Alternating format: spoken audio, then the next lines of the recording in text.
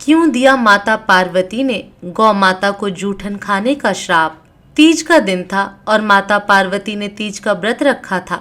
लेकिन जब पार्वती माता के व्रत खोलने का समय हुआ तब भगवान शिव को उनके साथ थोड़ी हंसी ठिठोली करने का मन हुआ और माता पार्वती को चिढ़ाने के लिए कहीं छिप गए।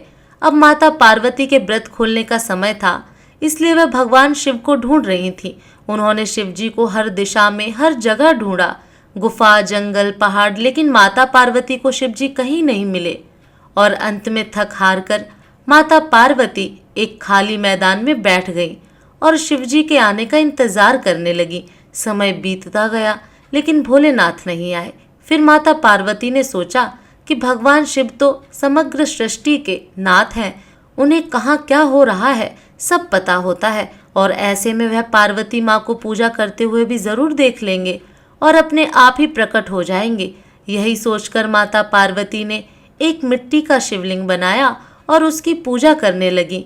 और जैसा कि पार्वती माता ने सोचा था वैसे ही भगवान शिव यह सब कुछ अदृश्य होकर देख रहे थे और मन ही मन मुस्कुरा रहे थे।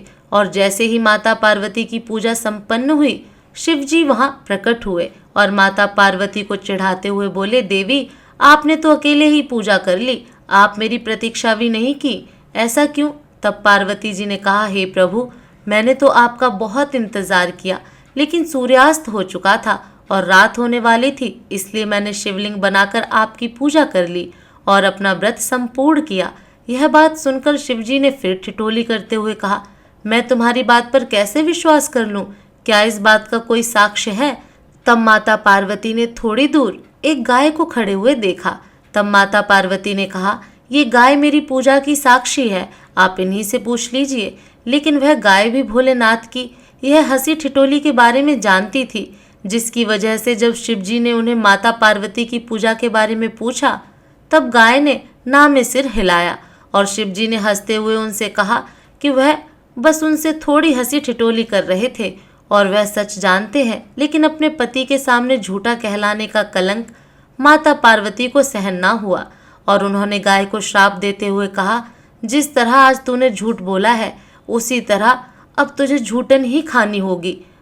भले ही तुझे अच्छे से अच्छा भोजन क्यों ना मिले, लेकिन तू झूठन के पीछे भागेगी।